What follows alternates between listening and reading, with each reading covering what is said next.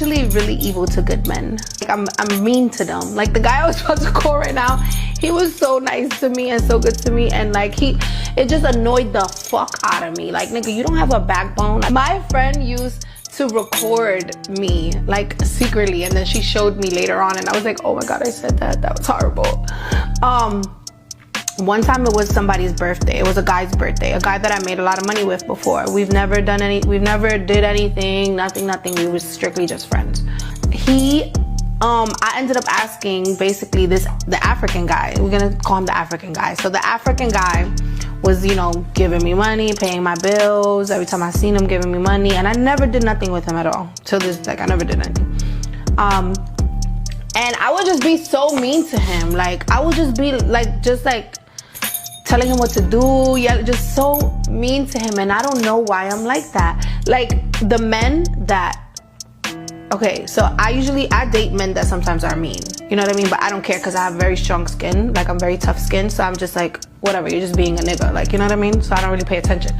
But I realized that I'm like that too. I don't know, it's just like something inside of me that I don't know what it is, that when, like, and I noticed that about myself, and I don't know why I do it, but when people are overly too good to me, like, I'm so mean. I don't know why. Like, it just brings out the spoiled brat in me even more. It just feels good to be that much in control and power, I think. You know what I mean? Like, a lot of men that I've dated call me narcissistic.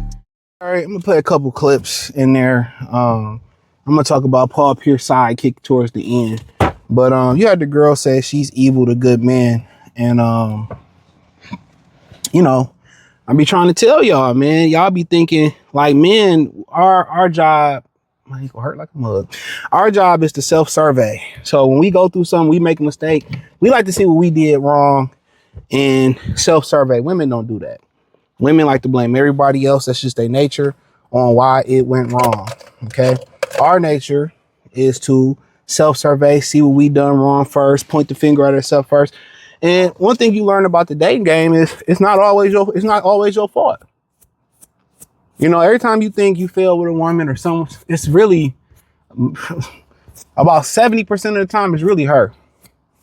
A lot of women are intimidated by good men because being with a good man puts a mirror up to it puts a mirror to them to let them know what they're lacking.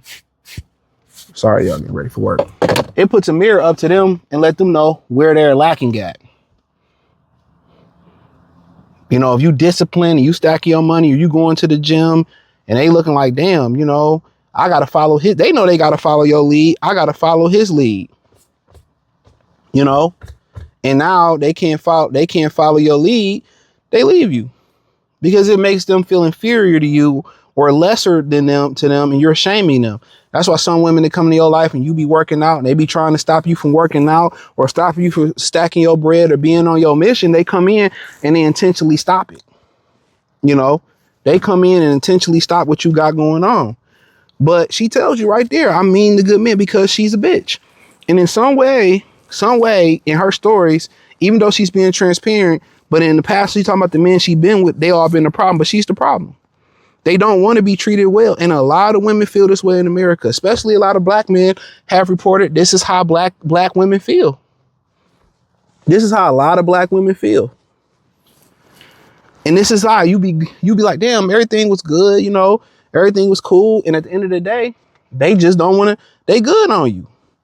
They don't want to follow the right way, and how quickly they gravitate towards scammers, trappers, drug dealers. Why do they gravitate towards them? Because it's easier. They don't, you know, doing stuff the right way. It's a process. It takes time to do stuff the right way. It's slow. You know, most people don't find, you know, the beauty in the process of the grind until it's done. They want quick money, quick results. And when you cut the corner, it always shows up in the end. It always shows up in character flaws. It always shows up in not just character flaws. It shows up in It shows up in the process when it's cut. So if you fall off, you don't know how to get back in your journey. You're like a dog who went too far and lost his scent. He don't know how to get back home. So a lot of y'all lead with being true, good gentlemen. That's okay. If it don't work, that just lets you know the woman is bad. It's a bad woman.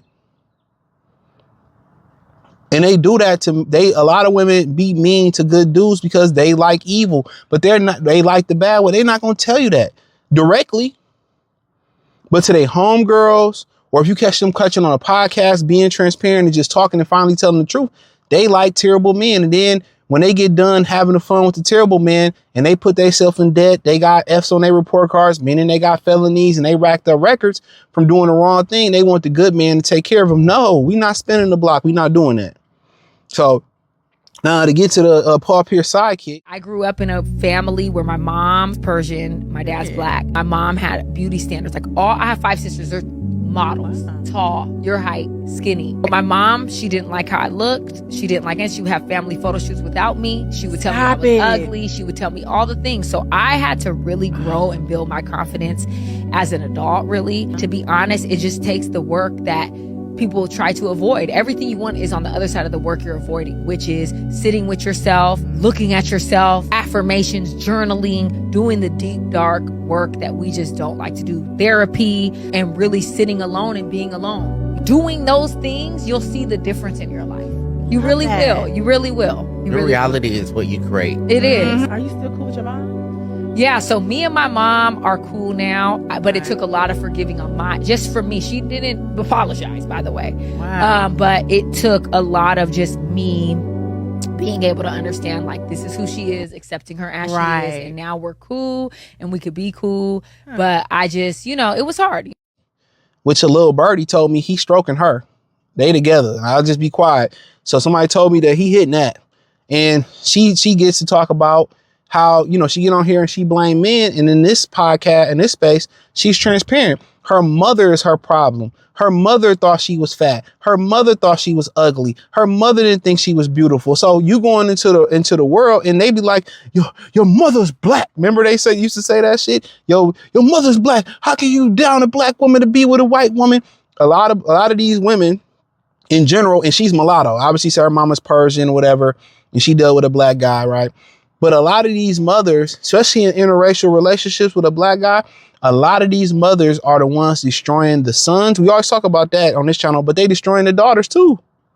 They see the daughters as opposition. Her mother tore down her confidence, and now she get out there, and she used to be a 300, 400 pound big bitch.